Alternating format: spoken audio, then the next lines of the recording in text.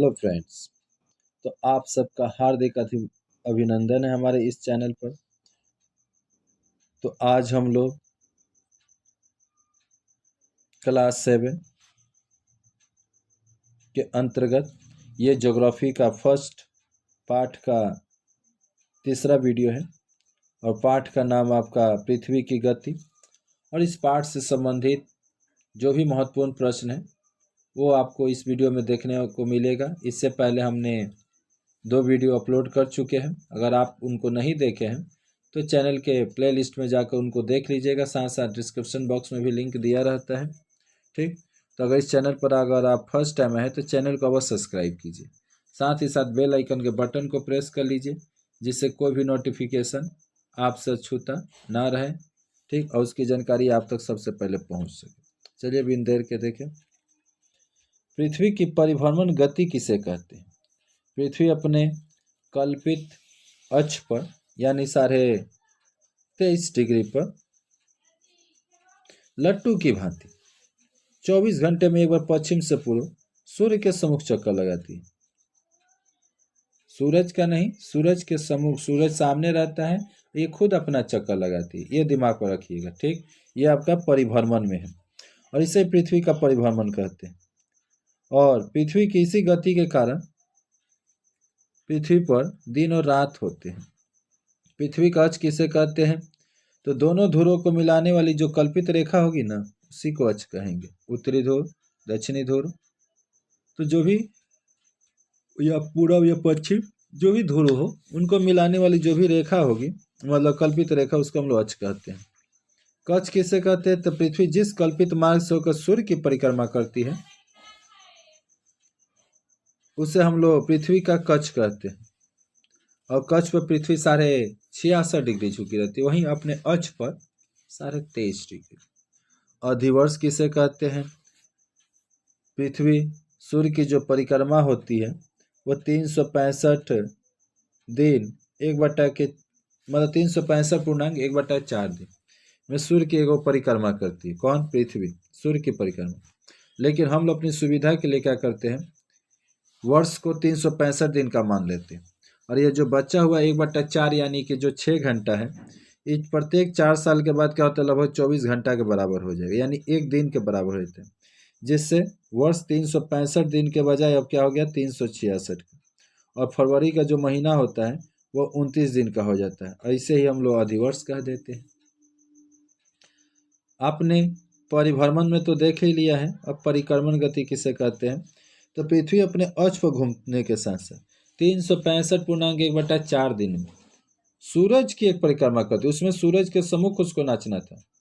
ठीक, और यहाँ पर क्या करना है, सूरज की परिक्रमा करना है, यानी सूरज बीच में रहेगा और उसके चारों तरफ इस पृथ्वी को नाचना।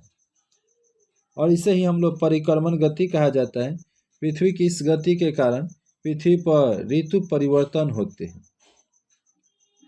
आगे आइए, अब सूर्य क्या है, तो 4 जुलाई को जब पृथ्वी और सूर्य के बीच की दूरी सबसे अधिक होती है, क्या, 4 जुलाई को जब पृथ्वी और सूर्य के बीच की दूरी सबसे अधिक होती है तो उसे हम लोग अपसौर कहा जाता है। और इस तिथि को सूर्य और पृथ्वी के बीच की दूरी जो होता है वो 15 करोड़ 20 लाख किलोमीटर होता है। आगे अनुसूर्य क्या है, तो 3 जनवरी को जब पृथ्वी और सूर्य के बीच की दूरी सबसे कम, अनुसूर्य में क्या है, 3 जनवरी को जब पृथ्वी और सूर्य के बीच की दूरी सबसे कम रहता है, कितना, तो 14 करोड़ 70 लाख किलोमीटर। तो इस तिथि को हम लोग अनुसूर्य कहते हैं। सूर्य की दैनिक आपात गति क्या है, तो सूर्य प्रतिदिन पूर्व से पश्चिम दिशा की ओर जाता हुआ दिखलाई पड़ता है। उसे ही सूर्य की दैनिक आपात गति कहा जाता है, क्योंकि यह सूर्य उस समय स्थिर, मतलब सूर्य तो स्थिर ही होता है ना। सूर्य की वार्षिक आपात गति किसे कहते हैं, तो पृथ्वी की परिक्रमण गति के कारण सूर्य कभी भूमध्य रेखा पर, तो कभी कर्क रेखा पर, तो कभी मकर रेखा पर लंबवत चमकता हुआ दिखलाई पड़ता है, जिसे सूर्य की वार्षिक आपात गति कहा जाता है। मध्य रात्रि के सूर्य का देश किसे कहा जाता है? तो 21 मार्च से 21 जून के बीच उत्तरी गोलार्ध में सुमेरु वृत्तीय क्षेत्र में सूर्य कभी नीचे क्षितिज से ना उदय होता है और ना ही अस्त होता है। नॉर्वे के उत्तर में हेमरफास्ट नामक स्थान पर रात के समय सूर्य को स्पष्ट रूप से देखा जा सकता है। इसे ही मध्यरात्रि सूर्य का देश कहा जाता है। कर्क संक्रांति किसे कहा जाता है? तो 21 जून को पृथ्वी अपने कक्षपथ के एक ऐसे स्थान पर आ जाती है जहां उत्तरी गोलार्ध में कर्क संक्रांति यानी 23.5 डिग्री उत्तरी अक्षांश जिसको कर्क रेखा कहा जाता है और सूर्य की किरणें लंबवत पड़ती है। इसी दिन उत्तरी गोलार्ध में क्या देखने को मिलता है कि सबसे बड़ा, और जबकि दक्षिणी गोलार्ध में दिन हो जाएगा छोटा। और सुमेरु वृत्त में 24 घंटे को सूर्य को देखा जाता है और कुमेरु पर 24 घंटे का जब नहीं देखा जाएगा तो रात हो जाएगा। और 21 जून को ये कर्क संक्रांति कहलाता है।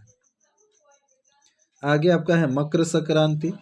तो 22 दिसंबर को पृथ्वी अपने कक्षपथ के एक ऐसे स्थान पर आ जाती है 22 दिसंबर को जिसमें दक्षिणी गोलार्ध में मकर संक्रांति रेखा पर, वहां पर कर्क संक्रांति था, यहाँ मकर पर यानी 23.5 डिग्री दक्षिण पर सूर्य की किरणें लंबवत पड़ेगी। ठीक, और बता रहा है कि इस दिन अब दक्षिणी गोलार्ध में दिन बड़ा होगा और उत्तरी गोलार्ध में सबसे छोटा हो जाएगा, उल्टा जाना है। और कुमेरु वृत्त पर 24 घंटे का अब अंधेरा रहेगा, जबकि 22 दिसंबर को इसको हम लोग मकर संक्रांति कहा जाता है। बसंत विश्व, तो यहाँ पर पृथ्वी अपने कक्ष पर चक्कर लगाते लगाते 21 मार्च को एक ऐसे स्थान पर चली जाती है कि विषुवत रेखा पर यानी 0 डिग्री अक्षांश पर सूर्य की किरणें लंबवत पड़ती है। और इस दिन पृथ्वी के उत्तरी ध्रुव से दक्षिणी ध्रुव तक सब जगह दिन रात समान, अर्थात 12 घंटे का दिन तो 12 घंटे की रात होती है। सब जगह स्थानीय समय के अनुसार सूर्य 6 बजे उदय होता है और संध्या 6 बजे डूबता है। और इस घटना को विश्व कहा जाता है। उत्तरी गोलार्ध में इस समय बसंत विश्व रहता है, इसीलिए 21 मार्च को उत्तरी गोलार्ध में बसंत ऋतु होने के कारण 21 मार्च की स्थिति को बसंत विश्व या महाविश्व भी कहा जाता है। शरदकालीन विश्व किसे कहेंगे? तो 21 जून के बाद सूर्य दक्षिणायन होता है, यानी 21 जून के बाद जो सूर्य होगा वह दक्षिणायन में होता है और सूर्य की जो लंबवत किरणें क्रमशः विषुवत रेखा की तरफ सरकती हुई जाती दिखलाई देती है। और 23 सितंबर को पृथ्वी अपने कक्षपथ के एक ऐसे स्थान पर आ जाती है जिससे विषुवत रेखा पर सूर्य की किरणें लंबवत पड़ती है। उससे उत्तरी ध्रुव से दक्षिणी ध्रुव तक सर्वत्र दिन रात समान होता है और 21 मार्च की तरह यह दिन भी विश्व होगा। इस समय सितंबर अक्टूबर का जो महीना होता है वो मौसम ठंडा और गर्म के बीच रहता है और उत्तरी गोलार्ध में इस समय शरद ऋतु रहती है, इसीलिए 23 सितंबर के विश्व को शरदकालीन विश्व कहते हैं। ग्रह पथ से आप क्या समझते हैं? पृथ्वी अपने अक्ष पर घूमने के साथ साथ सूर्य की परिक्रमा भी करती है। पृथ्वी अपनी यह परिक्रमा एक निश्चित मार्ग के सहारे करती है जिसे पृथ्वी का ग्रह पथ कहा जाता है। आगे आइए, विस्तृत उत्तर वाले प्रश्न। उत्तरी गोलार्ध में शीत ऋतु तो दक्षिणी गोलार्ध में ग्रीष्म ऋतु होने के क्या कारण? तो 23 सितंबर को के बाद पृथ्वी धीरे धीरे परिक्रमा करते करते एक ऐसी स्थिति पर आ जाती है कि दक्षिणी गोलार्ध सूर्य के सामने झुक जाता है और सूर्य के किरणें मकर रेखा पर लंबवत पड़ने लगता है।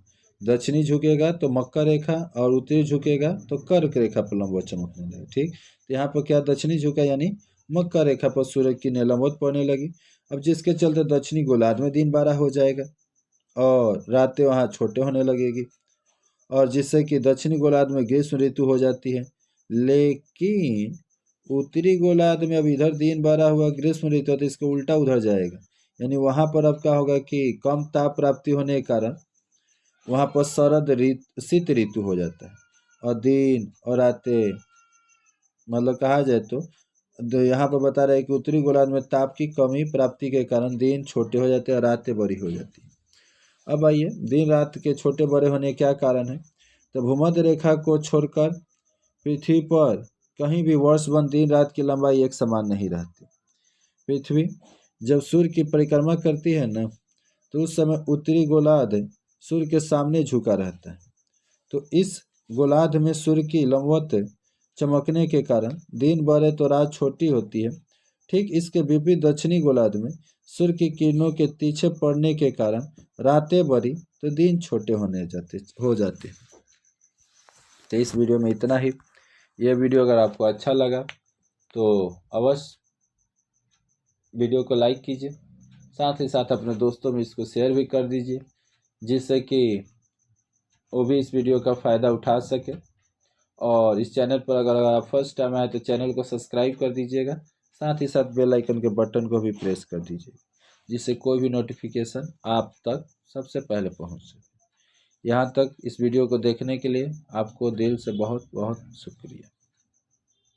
जय हिंद, जय भारत, वंदे मातरम। फिर मिलते हैं एक नए वीडियो में, तब तक के लिए वंदे मातरम।